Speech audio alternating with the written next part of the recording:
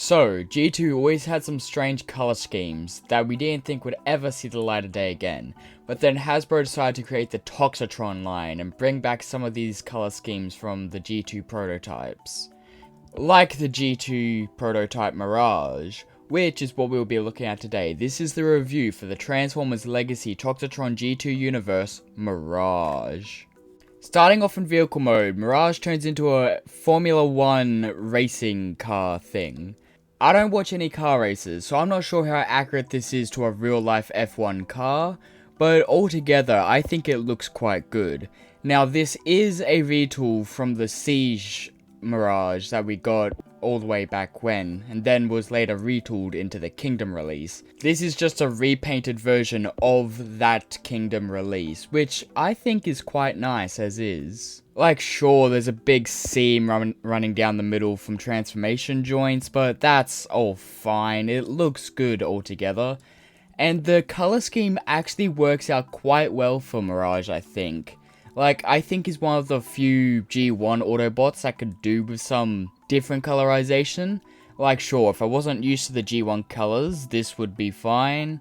But I love it quite as it is. And I've got the ability to see it as a different character from Mirage. So, but I do love some of the little details he has, like the G2 Auto badge, which in my opinion isn't as good as the G1 Autobot badge, as that one is just better. He's got some of these scales down the side of his body, because it's meant to have an alligator motif, seen by the two details on his spoiler. I don't really get the alligator look at it, but I guess it is cool. Personally, I see it more as a watermelon color, which I find hilarious. But hey, at least there's a nice amount of greeblings through him as well. But hey, Mirage looks so good in vehicle mode that I just had to take some pictures, so here they are.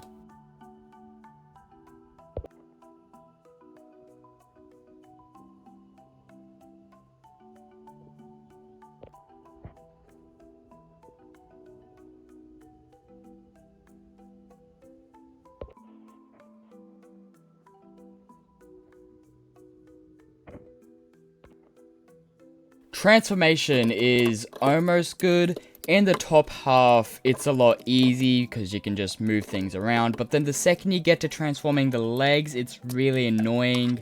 As for some reason, the hinge wants to be really tight when you're trying to move it out of place. Like, it just locks into place for vehicle mode, which is nice. But like, trying to get it back into robot mode is a bit annoying. But altogether, it is a nice transformation. I just wish it wasn't as difficult to transform the legs. Here we are in robot mode, and wow, he looks good, even in G2 colors. But something does seem off, and that's the fact that he hasn't got a shoulder cannon. Due to this being a retool from the Siege version, it doesn't retain the shoulder port that one did. But it's all fine, because with the G2 Jazz that just came out, he comes with a sort of gun thing that you can peg the shoulder cannon into and then peg that onto Mirage's back, and you get his shoulder cannon back. I mean, sure, it does sit back a bit far, but at least he has it now, even if I had to steal a weapon from another figure to do it. But anyway, he looks great. I love all these greeblings that have shown up, like having the front of the car as the chest with all these little details. I love it. Like, his hands have details and everything. I love it. His head looks perfect for Mirage. No complaints there. The only thing that I'd say the G2 figures would do is give the characters blue eyes, as I hate the fact that Mirage's eyes are the same color as his head, but I can always go in later and fix that up. I just wish I didn't have to, because it is a bit annoying trying to change him. But altogether, I do love how he looks, like having the alligators on his shoulders and having the scales on his legs. One of the things that does annoy me though is that this figure completely faux forms. Now, faux forming I'm somewhat fine with if it's done in a way that you can't move around anything, but this figure in particular, I hate how it faux forms, as the front of the car in robot mode isn't the one in vehicle mode. Now sure, I get it, mass shifting doesn't work in real life, it just annoys me just a bit. I can look past it, but there's always going to be something that I'm going to hate about it. At least the way Mirage does it, I can look past how annoying it is. Articulation on Mirage is kinda nice. Starting off, you get a ball joint at the head allowing for up, down, and swivel. The arms go out just under 90 if the shoulder pad's in the way, and then you can move it and you get a full 90. There's bicep swivel, there's elbow bend, about 90, wrists go in, so arms go all the way around. There's a waist swivel and an ab crunch, which is quite nice. Legs are unimpeded in all directions. There's a thigh swivel. Knee bends just past 90, I think that is. And then if you untransform it, you get an even worse bend. Well, it's not worse, it just looks weird. And there's a foot pivot. Accessory wise, it's kinda nice. Starting off, you get Mirage's rocket launcher, which, as said earlier, can't peg into his shoulder, but we found a fix for it. I do like how it looks.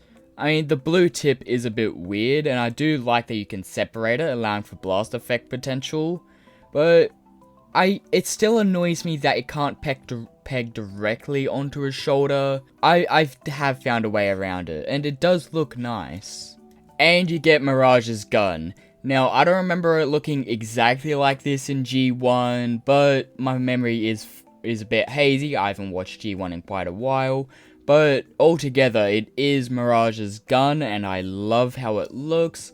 And it's one of the few guns that still has blast effect potential, which is really annoying that they stopped doing that. But it's painted in a nice gunmetal grey, which just looks amazing, especially when you put it in his hands. But altogether, Mirage looks so good, so I just had to take some pictures, so here they are.